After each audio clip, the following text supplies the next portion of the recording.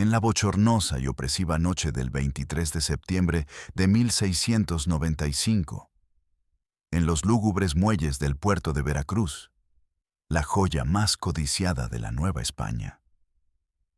El aire salobre y denso se rasgó con el estruendo de un cañonazo, seguido por el tintineo de espadas y el fragor de una batalla salvaje.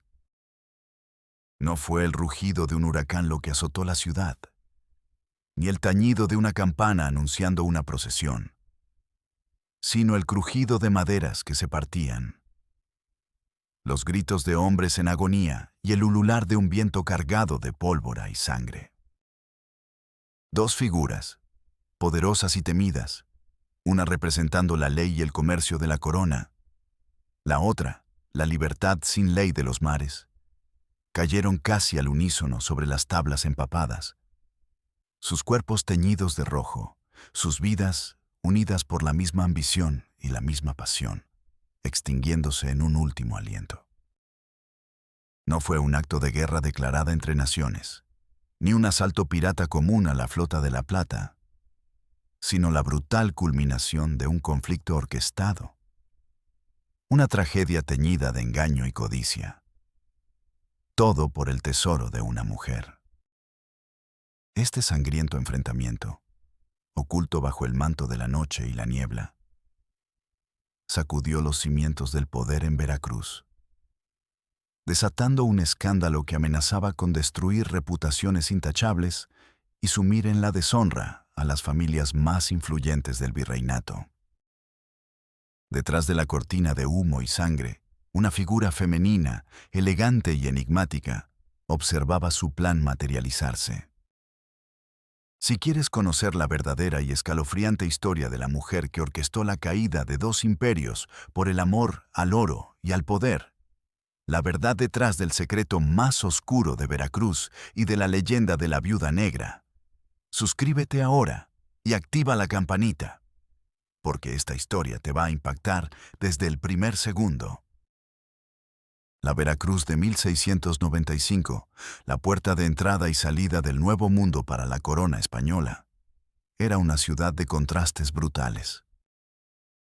Sus calles empedradas, barridas por los vientos del Golfo, se extendían entre casas de gruesos muros y techos de teja, todas ellas erigidas bajo la amenaza constante del mar. No solo sus huracanes, sino también los piratas y corsarios que acechaban la flota de Indias, el cordón umbilical que unía la metrópoli con sus ricas colonias. El aire, denso y cargado de humedad, olía a salitre, a especias exóticas de Oriente, a la melaza del azúcar y, de manera más ominosa, al miedo y la desesperación de los esclavos que descargaban los barcos. Era una sociedad vibrante pero peligrosamente inestable, donde el estatus de la sangre, la pureza del linaje español, era tan vital como el aire que se respiraba. Los peninsulares, nacidos en España, ocupaban los cargos más altos de la administración virreinal y la milicia. Los criollos, descendientes de españoles, pero nacidos en estas tierras, formaban la aristocracia terrateniente y la élite mercantil, amasando vastas fortunas en el comercio transatlántico. Bajo ellos, una intrincada jerarquía de mestizos, mulatos, indígenas y, en la base más explotada de todas, los esclavos africanos, que sostenían con su sudor y su miseria el andamiaje de esa opulencia. La vida social giraba en torno a la iglesia, a las misas diarias en la majestuosa catedral, a las procesiones solemnes que llenaban las calles de incienso y plegarias, y a las tertulias literarias en salones adornados con lujo importado de Europa y Asia. Pero bajo esa superficie de decoro y fe, Veracruz era un nido de intrigas, contrabando y pasiones ocultas, un crisol donde el oro y el poder eran los verdaderos dioses. La amenaza constante de los ataques piratas, lejos de unir a la población, alimentaba una cultura de paranoia y desconfianza. donde la riqueza y la supervivencia a menudo dependían de la astucia y la capacidad de moverse en las sombras, al margen de la ley. En la cúspide de esta pirámide comercial y social, se encontraba don Fernando de la Riva, un mercader de vastísima fortuna y una reputación intachable, al menos en la superficie. Un hombre cuyo nombre era sinónimo de prosperidad en todo el virreinato.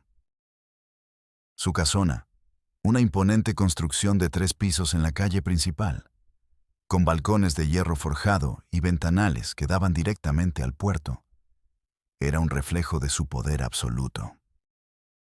Don Fernando había amasado su riqueza a través del lucrativo comercio de la plata que llegaba de las minas de Zacatecas, la importación de telas finas de Flandes y sedas de China, y la exportación de azúcar y tabaco cubanos. Era un hombre de unos 50 y tantos años, de complexión robusta y un rostro severo, marcado por décadas de sol y de cálculos. Sus ojos, pequeños y de un marrón oscuro, rara vez mostraban emoción alguna, salvo una autoridad inquebrantable y un desprecio velado por la debilidad humana, especialmente la ajena. Su voz, grave y resonante, era sinónimo de disciplina férrea y decisiones irrevocables en los negocios. Se enorgullecía de su linaje castellano y de su posición social, que mantenía con una rigidez casi fanática, y era conocido por su devoción religiosa ostentosa, siempre en primera fila en la iglesia y donando generosamente a los conventos, lo que le valía el respeto de la élite clerical. Sin embargo, bajo esa fachada de piedad y rectitud, don Fernando era un hombre dominado por una avaricia insaciable y una posesividad enfermiza. Consideraba todo lo que poseía, incluyendo a su joven esposa, como una extensión de su propia fortuna y un objeto más en su colección, algo que debía ser custodiado con la misma ferocidad con la que protegía sus mercancías más valiosas. Su matrimonio, más una alianza estratégica que una unión de amor, lo había sumido en una profunda y fría posesividad hacia su esposa, una mujer que para él era poco más que un trofeo, una garantía de linaje y de posición social. Doña Leonora de las Rosas, la joven esposa de don Fernando, era una mujer de una belleza arrebatadora y un espíritu indomable, una rosa de terciopelo y espinas atrapada en una jaula de oro. A sus 26 años, ya había pasado casi una década de su vida casada con don Fernando, una unión arreglada cuando ella apenas era una adolescente huérfana y empobrecida, dictada por la necesidad de su familia y el deseo de don Fernando de exhibir una esposa joven y hermosa. Leonora era de estatura media, pero su figura era esbelta y curvilínea. Su cabello, de un negro azabache brillante, caía en cascada sobre sus hombros, y sus ojos, grandes y profundos, de un color obsidiana, escondían una vivacidad, una inteligencia aguda y una ambición desmedida que la vida en la casa de don Fernando no había logrado sofocar, sino más bien avivar. Educada en un convento con las artes de la costura, la música y las letras, poseía una mente inquisitiva y un espíritu que anhelaba una libertad y un poder que su condición de mujer le negaba.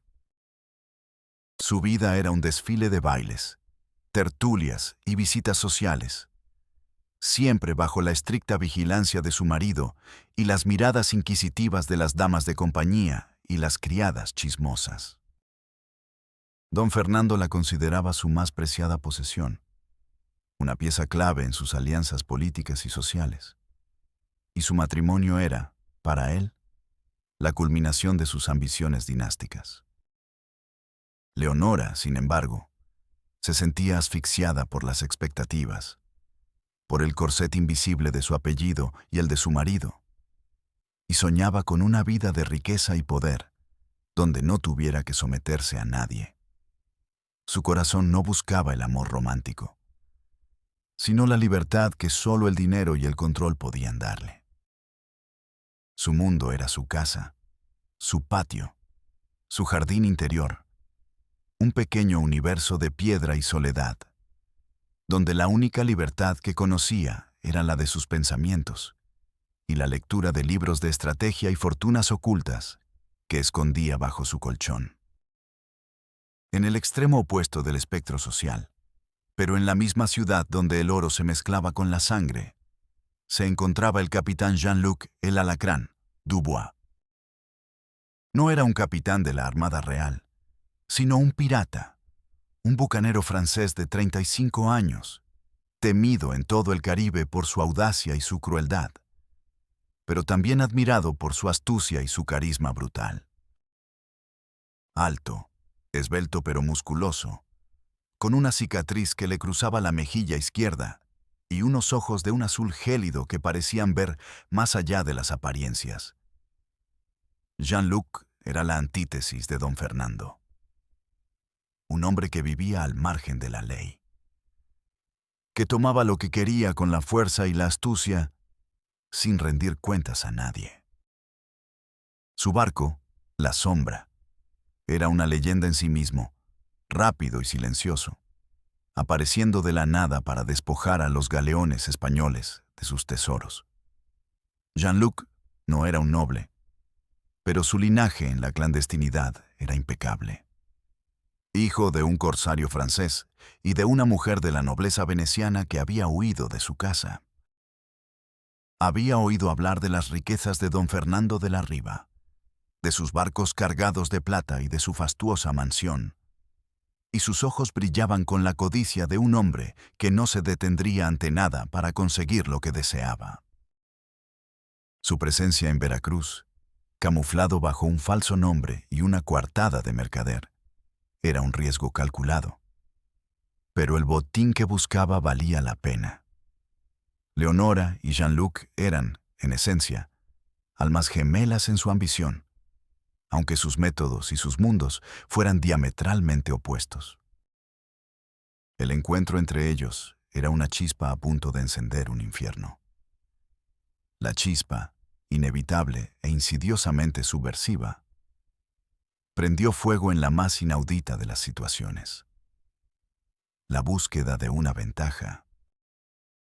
Doña Leonora de las Rosas, asfixiada por la posesividad de don Fernando y la jaula dorada de su matrimonio, no buscaba amor, sino una salida, una oportunidad para tomar las riendas de su propio destino y, más importante aún, para hacerse con la vasta fortuna que don Fernando atesoraba. Su espíritu, inquieto y ambicioso, no se conformaba con ser una mera posesión, un trofeo en el salón de un hombre al que detestaba. Leonora, con una inteligencia fría y calculadora, comenzó a observar a su marido con una nueva atención, no la de una esposa, sino la de una cazadora. Estudió sus hábitos, sus rutinas, sus debilidades. Descubrió su obsesión por la plata y el oro, su paranoia por la seguridad de sus riquezas, que guardaba no solo en los galeones, sino en un tesoro secreto dentro de la propia casona, un lugar del que nadie más que él conocía la ubicación exacta. Este tesoro, susurrado en los confines más privados de la mansión, se convirtió en el primer objetivo de Leonora, el catalizador de su macabro plan. El incidente catalizador no fue un encuentro fortuito, sino uno orquestado por la propia Leonora, que había oído hablar de los rumores sobre la presencia de El Alacrán en Veracruz. Su astucia le permitió reconocer al capitán Jean-Luc Dubois, camuflado entre los comerciantes del puerto, su aura de peligro y su mirada audaz delatándolo a pesar de su disfraz. Leonora, con una habilidad digna de la mejor actriz, se las arregló para tropezar con él en un mercado bullicioso, forzando un encuentro. Al principio, sus conversaciones fueron triviales, encuentros casuales en la iglesia o en las plazas públicas, donde ella, con una belleza etérea y una mirada profunda, captó la atención del pirata. Jean-Luc, acostumbrado a las mujeres de los puertos, vio en Leonora no solo una belleza, sino una inteligencia y un fuego oculto que lo intrigaron. Leonora, con una maestría en el arte de la manipulación, comenzó a tejer su red.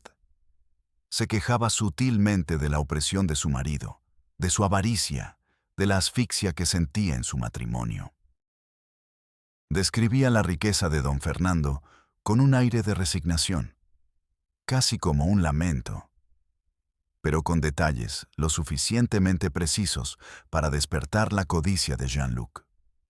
Su secreto no era un amor prohibido, sino una ambición desmedida y un plan para enfrentar a los dos hombres más peligrosos de su vida, el rico comerciante y el temido pirata. Ella no sentía amor por ninguno de los dos. Solo los veía como herramientas, peones en su juego de ajedrez por el poder y la fortuna. El secreto era su propia doblez, su capacidad para presentarse como una víctima ante Jean-Luc y como una esposa devota ante don Fernando. Las conversaciones con Jean-Luc se volvieron más íntimas, más atrevidas. Se encontraban en lugares secretos, como la parte trasera del jardín botánico, donde las palmeras y la espesa vegetación ocultaban sus susurros, o en un pequeño cenador abandonado en las afueras de la ciudad, al amparo de la noche y el canto de los grillos. Ella le pintaba un cuadro de su vida de opresión, de su deseo de libertad y, sobre todo, de su conocimiento de las vastas riquezas de don Fernando que el pirata podría obtener. Si tan solo hubiera un hombre valiente que pudiera arrebatarle lo que es suyo por derecho de fuerza y que me liberara de esta prisión de oro. Zrenia susurraba con una voz melodiosa y cargada de una seducción calculada. Jean-Luc, con su mente de pirata y su corazón de aventurero, vio la oportunidad no solo de un gran botín, sino de una conquista apasionada. Él, a su vez, le prometía riquezas ilimitadas y una vida de libertad en las islas. Una vida que ella controlaría. El secreto central era su verdadero objetivo: enfrentar a don Fernando y Jean-Luc, no para que uno muriera y el otro la salvara, sino para que ambos se destruyeran mutuamente, dejándola a ella como la única superviviente, la dueña de la fortuna de ambos. La tensión era insoportable. Cada día era un equilibrio peligroso. Cada palabra una doble intención. El miedo a ser descubierta por don Fernando, a la ira de Jean-Luc si sospechaba su doble juego, o a la implacable mano de la Inquisición por sus pecados de adulterio y conspiración, la consumía. Pero la visión de la riqueza ilimitada y la libertad total era más poderosa que cualquier miedo. El plan, macabro y meticuloso, comenzaba a tomar forma en su mente. Un juego de vida y muerte, donde ella sería la única ganadora. El terror a ser descubierta no era el motor principal de doña Leonora, sino la emoción del riesgo, la adrenalina de una jugada maestra que la llevaría a la cima del poder. Su mente, fría y calculadora, ya no pensaba en el amor o la redención, sino en el oro, la libertad y la venganza silenciosa contra un mundo que la había encadenado. Su comportamiento, al principio, fue sutilmente alterado. Se volvió más atenta a don Fernando, más cariñosa en público, un ardid para disipar cualquier atisbo de sospecha. Al mismo tiempo, su misteriosa melancolía se acentuaba en privado, una máscara de tristeza para Jean-Luc, a quien presentaba una imagen de mujer sufrida y anhelante de libertad. Usaba sus habilidades sociales con maestría, tejiendo una red de engaños que envolvía a ambos hombres. Con don Fernando, Leonora se mostró como la esposa más devota y preocupada. Le susurraba rumores de que corsarios franceses de la peor calaña estaban merodeando las costas, especialmente interesados en sus cargamentos más valiosos. Le aconsejaba rutas alternativas para sus galeones, o le sugería reforzar la seguridad en puntos específicos, información que en realidad estaba diseñando para que sus barcos fueran más vulnerables, o para que sus rutas coincidieran con las de Jean-Luc. Le alimentaba su paranoia con historias de ataques recientes a otros comerciantes y se ofrecía a ayudarlo a revisar sus libros o sus planos de almacén. Todo para obtener más información sobre sus puntos débiles y, lo más crucial, la ubicación exacta de su tesoro personal, el que guardaba en la casona. Mi querido Fernando, le decía con una voz melosa y llena de aparente devoción. Mi corazón tiembla por vuestra seguridad. Debéis estar vigilante. Los lobos del mar acechan. Don Fernando, en su egocentrismo, se sentía halagado por la preocupación de su joven esposa, interpretándola como un signo de amor y lealtad, sin sospechar que cada palabra era una puñalada calculada. Él, a su vez, le confiaba más detalles de sus movimientos, de sus riquezas, de sus planes para el próximo galeón de plata, creyendo que la involucración de su esposa en sus asuntos reforzaría su lealtad. Con el capitán Jean-Luc Dubois, Leonora jugó la carta de la amante apasionada y la cómplice desesperada. Sus encuentros clandestinos en el cenador abandonado o en las ruinas del fuerte viejo se volvieron más audaces.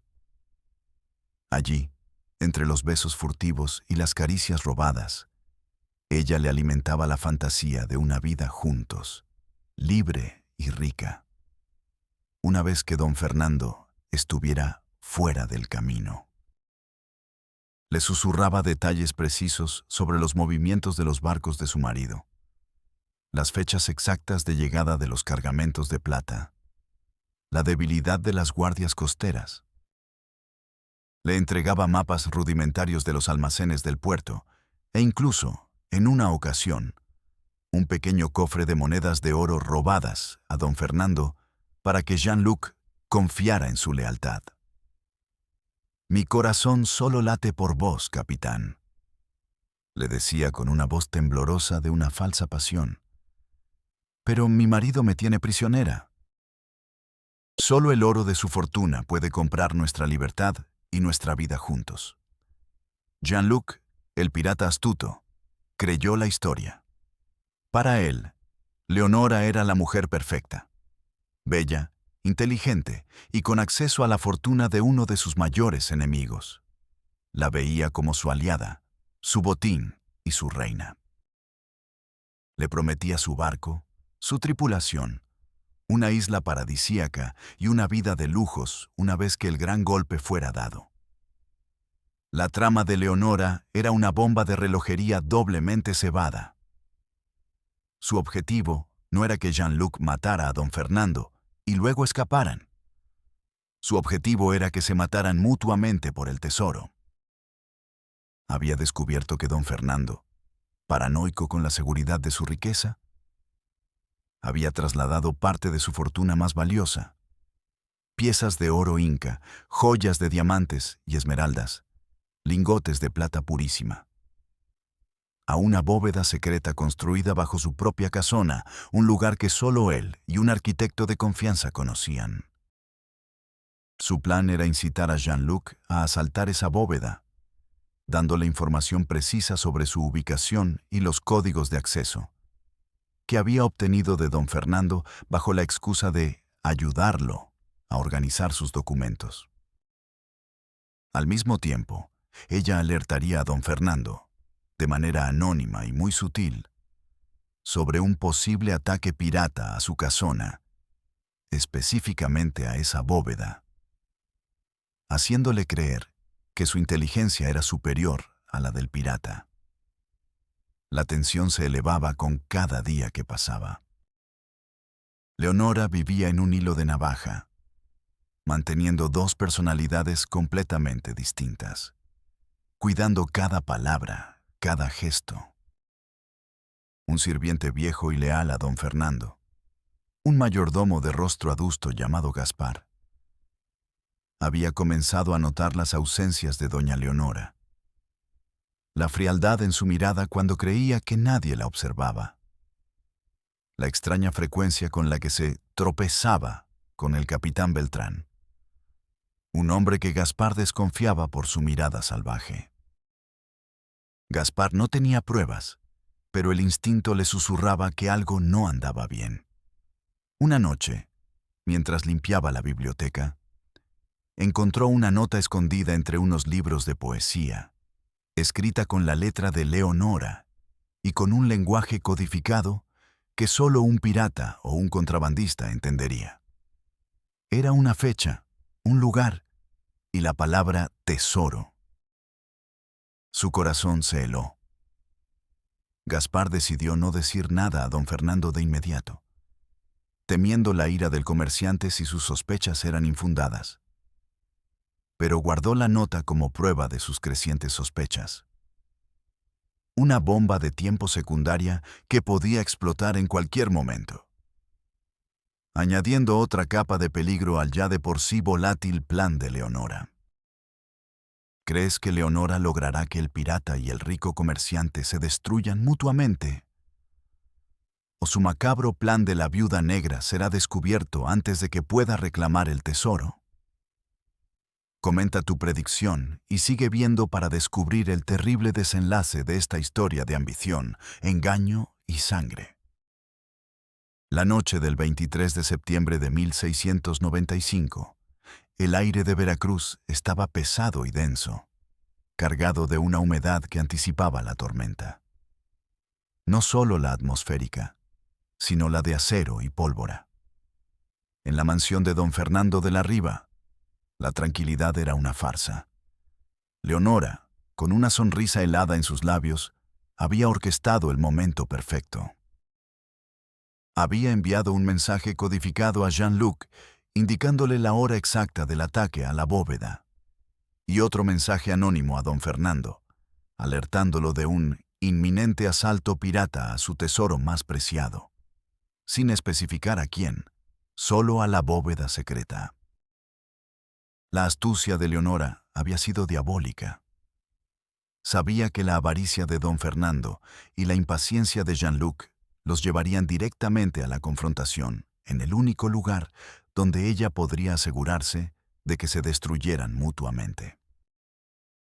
Don Fernando, hombre de hábitos y de desconfianza, había tomado la advertencia anónima más en serio de lo que Leonora había esperado. No confió en sus guardias externos. Decidió proteger personalmente su bóveda. Con un pequeño grupo de sus sirvientes más leales y armados, se atrincheró en el pasadizo secreto que conducía a su tesoro, su rostro contraído por la furia y la paranoia. No iba a permitir que nadie le arrebatara lo que consideraba suyo. Los pasillos de la mansión estaban en penumbra. Solo la luz de las antorchas creaba sombras danzantes. Mientras tanto, Jean-Luc Dubois, fiel a su naturaleza impetuosa, había desembarcado con un puñado de sus hombres más fieros, ocultos por la oscuridad y la niebla que se alzaba del mar. Siguiendo las instrucciones de Leonora, se deslizaron por los callejones traseros de la casona, forzaron una entrada discreta y se dirigieron sigilosamente hacia la bóveda, sus armas listas para el combate, sus ojos brillando con la codicia de un botín que prometía ser el más grande de sus vidas. El pirata creía que entraría en la bóveda, tomaría el tesoro, y Leonora, su amante desesperada, se uniría a él para navegar hacia una vida de libertad y riqueza. Pero justo cuando Jean-Luc y sus hombres se acercaban a la entrada de la bóveda, un estruendo metálico resonó en el pasadizo. Don Fernando, con sus hombres, había emboscado a los piratas. El choque fue inmediato y brutal. Gritos de batalla, el estallido de mosquetes, el crujido de la madera y el tintineo de espadas llenaron el aire. Una sinfonía de muerte en el corazón de la casona. El plan de Leonora se estaba materializando, pero con una ferocidad que superaba incluso sus expectativas. En medio de la refriega, en la penumbra del pasadizo que conducía a la bóveda, los dos hombres principales, Don Fernando y Jean-Luc, se vieron las caras. El pirata, cegado por la furia del asalto inesperado, no comprendió de inmediato la trampa. «Maldito sea, mercader. Así que tú eres el que se interpone entre mi tesoro y yo». «Component placement», rugió Jean-Luc, empuñando su cimitarra. Don Fernando, con el rostro descompuesto por la ira, creyendo que el pirata había sido informado por algún espía rival, respondió: «Perro sarnoso, ni un doblón de mi fortuna verás. Y mi mujer, Leonora, la he puesto a buen recaudo lejos de tus garras». La mención del nombre de Leonora, en ese instante de furia y confusión, fue el rayo que reveló la verdad. Jean-Luc se detuvo un instante, su rostro una máscara de incredulidad. «¿Leonora? ¿De qué hablas, viejo imbécil? Ella me ayudó a encontrar este lugar.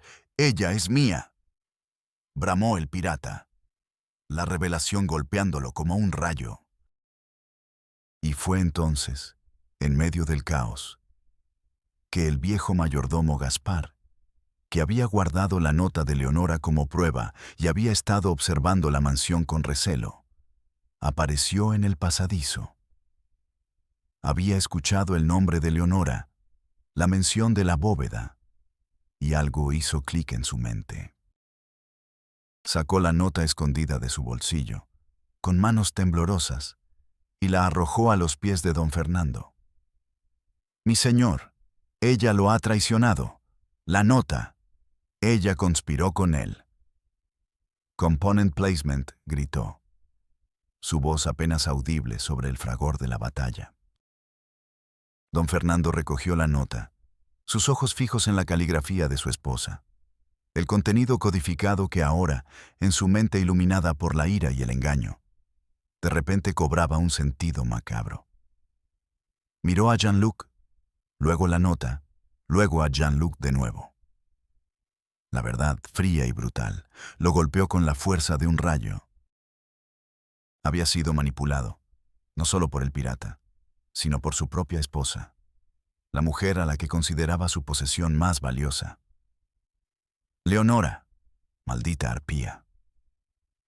Component placement rugió, su voz llena de un odio que superaba incluso su avaricia. Jean-Luc, al ver la nota, al ver la reacción de don Fernando, comprendió también. Había sido un peón en un juego mucho más grande. La confrontación ya no era solo por el tesoro, sino por la traición, por el engaño de una mujer que los había enfrentado a ambos para su propio beneficio. La bomba de tiempo, la del doble engaño, había explotado de la manera más devastadora, revelando un secreto que condenaría a todos. Y, oculta en las sombras de una puerta lateral, Leonora observaba la escena, su rostro una máscara de fría satisfacción, sus ojos brillando con el reflejo del oro que pronto sería suyo. La casona de don Fernando de la Riva, aquella noche de 23 de septiembre de 1695, se transformó en un matadero infernal, un escenario dantesco donde la ambición y la traición encontraron su clímax sangriento. El pasadizo que conducía a la bóveda del tesoro se convirtió en el epicentro de una furia desatada. El olor a pólvora, sangre y miedo asfixiando cada rincón. Don Fernando, consumido por la rabia de la traición y el robo de su honor, se abalanzó sobre Jean-Luc Dubois con una ferocidad que nunca antes había mostrado. su rostro descompuesto, sus ojos inyectados en sangre. No era ya un mercader. Era una bestia acorralada, luchando por su fortuna y su reputación mancillada. Jean-Luc, por su parte, cegado por la ira de ser engañado y manipulado por la mujer que creyó su aliada, respondió con la brutalidad de un lobo herido, su cimitarra brillando en la oscuridad como un relámpago. Sus hombres, los piratas, luchaban contra los sirvientes armados de don Fernando. Un caos de gritos, golpes y estocadas. El duelo entre don Fernando y Jean-Luc fue una danza macabra de odio puro. Sus espadas chocaban con furia. El metal resonaba en el pasadizo estrecho. Las chispas volaban, iluminando momentáneamente sus rostros contorsionados. Don Fernando, aunque menos ágil, era fuerte y luchaba con la desesperación de quien lo ha perdido todo. Logró asestar un golpe profundo en el flanco de Jean-Luc, quien rugió de dolor, la sangre brotando de su herida. Pero el pirata, con una fuerza de voluntad sobrehumana, ignoró la herida y con un movimiento rápido y astuto, el que lo había hecho famoso en los mares, desarmó a don Fernando. La espada del mercader cayó al suelo con un tintineo, el eco de su derrota. Jean-Luc, con la respiración entrecortada y el rostro cubierto de sudor y sangre, empuñó su cimitarra y la clavó con fuerza en el pecho de don Fernando. El mercader dio un grito ahogado. Sus ojos se abrieron en una expresión de incredulidad y dolor, antes de desplomarse sobre la tierra, su vida extinguiéndose en un estertor final, sus últimas fuerzas en un susurro. Leonora. Su cuerpo yacía inerte, su sangre tiñendo el suelo de rojo oscuro, su imperio de riqueza destrozado. Pero la masacre no había terminado. Jean-Luc, herido mortalmente y con la furia de la traición consumiéndolo, se desplomó contra la pared. Justo en ese momento, la figura esbelta y elegante de doña Leonora emergió de las sombras de una puerta lateral. Su rostro, antes una máscara de preocupación, ahora revelaba una fría satisfacción. Sus ojos brillaban con la luz de la victoria y el oro. Había permanecido oculta, observando su plan materializarse, esperando el momento preciso para reclamar su premio. Se acercó a Jean-Luc, que yacía en el suelo, su vida escapándose lentamente. El pirata, al verla, extendió una mano temblorosa, sus ojos llenos de una mezcla de amor engañado y un odio que lo consumía. «Leonora, maldita sea, me has engañado». Srenia jadeó, su voz apenas un hilo, cada palabra un esfuerzo supremo. Leonora se arrodilló junto a él, su rostro inexpresivo. «No, capitán», susurró con una voz dulce pero helada, sin una pizca de emoción. «Solo me he liberado». Usted y Fernando eran los obstáculos en mi camino hacia lo que realmente importa. Con un gesto frío, Leonora tomó la daga que Jean-Luc llevaba en su cinto y, sin dudarlo, la clavó en el corazón del pirata, asegurándose de que no hubiera testigos molestos de su verdadera naturaleza. El cuerpo de Jean-Luc se debatió una última vez, un estertor, y luego el silencio. Su vida, su fuerza, su leyenda, se apagaron en los ojos de la mujer que lo había manipulado hasta la muerte. La escena en la casona era una imagen de desolación y triunfo macabro. Los piratas de Jean-Luc, al ver a su capitán caído y enfrentados a la resistencia de los hombres de don Fernando que habían sobrevivido, huyeron en desbandada, llevando consigo algunos de los botines menores de la casa, pero dejando atrás el verdadero tesoro de la bóveda. Leonora, de pie en medio de la carnicería, con los cuerpos de los dos hombres que la habían deseado y a los que ella había usado, yacía muertos a sus pies. Su plan era perfecto. Con una calma escalofriante, ella misma se encargó de colocar los cuerpos de don Fernando y Jean-Luc en una posición que sugiriera un combate feroz entre ellos.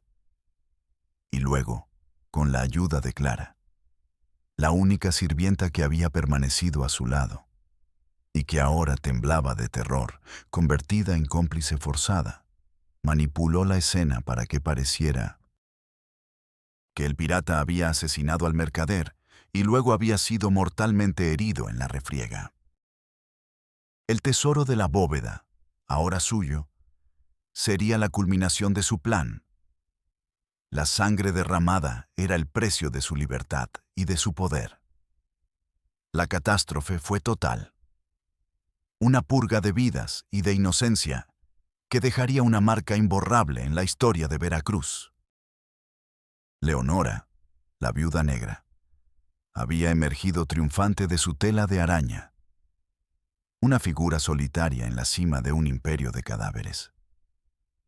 Cuando el sol se alzó al día siguiente sobre Veracruz, no encontró más que una casona saqueada y el rumor de una tragedia.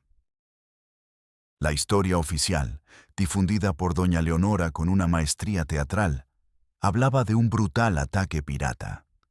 Don Fernando de la Riva, el ilustre mercader, había muerto valientemente defendiendo sus riquezas de la embestida del temido capitán Jean-Luc Dubois, quien también había perecido en la refriega. La bóveda, se dijo, había sido saqueada, y solo unos pocos objetos menores quedaron, lo cual era la verdad. La verdadera magnitud del tesoro que Leonora había obtenido se mantuvo en secreto, escondido en un lugar que solo ella y Clara conocían. Las autoridades virreinales, aunque perplejas por la audacia del ataque y la simultánea muerte del pirata más buscado, aceptaron la versión de la viuda desconsolada, quien, con lágrimas calculadas y luto riguroso, supo manejar la situación a su favor. Sin embargo, los murmullos de traición y sospecha nunca cesaron por completo. Clara, la fiel sirvienta, aunque cómplice forzada y aterrorizada, guardaba el peso de la verdad. Ella y Leonora se convirtieron en las únicas guardianas del secreto del tesoro y de la doble muerte. La familia de don Fernando, aunque lamentaba su pérdida, se vio sumida en el caos. Sin un heredero directo, Leonora no había tenido hijos con él. Sus vastas propiedades y negocios cayeron en manos de parientes lejanos o fueron confiscados por la corona, que aprovechó la oportunidad para hacerse con parte de la fortuna. La casona, manchada por la sangre y el recuerdo de la tragedia, fue abandonada y vendida a un precio irrisorio, convirtiéndose en un lugar evitado por la superstición y el miedo. Doña Leonora, la viuda negra de Veracruz, como comenzaron a susurrarla en los rincones más oscuros de la ciudad, se convirtió en una figura enigmática y temida. Había logrado su objetivo. Obtuvo la riqueza y la libertad que tanto anhelaba. Sin embargo, su victoria llegó a un precio. Su belleza y su fortuna, lejos de traerle paz, la rodearon de un aura de sospecha y soledad. La élite la miraba con una mezcla de admiración y un miedo velado, intuyendo la profundidad de su astucia. Leonora, con su tesoro oculto, se retiró de la vida social, convirtiéndose en una reclusa en una pequeña pero lujosa casa en las afueras de la ciudad. Nunca más se casó, ni tuvo amantes. Vivió rodeada de su riqueza, pero atormentada por los fantasmas de sus víctimas. Se decía que en las noches de tormenta se escuchaban los lamentos de don Fernando y el rugido de Jean-Luc en los muelles y en la casona abandonada. Sus espíritus buscando la venganza contra la mujer que los había engañado hasta la muerte. Leonora, aunque rica, murió sola y consumida por la paranoia, Su vida un testimonio de cómo la ambición desmedida puede traer riqueza, pero nunca la verdadera felicidad. Su leyenda, la de la mujer que jugó con la vida de dos hombres por el oro, se incrustó en el alma de Veracruz, una advertencia de la oscuridad que puede albergar el corazón humano. Hoy, la vibrante y bulliciosa ciudad de Veracruz, con sus viejos fuertes y sus plazas llenas de vida, se alza sobre las cenizas de su pasado colonial. Pero las leyendas, como las olas del Golfo, persisten bajo la superficie de la modernidad. El mito de la Viuda Negra de Veracruz sigue resonando en la memoria colectiva, aunque pocos conocen los detalles exactos de la tragedia que lo originó.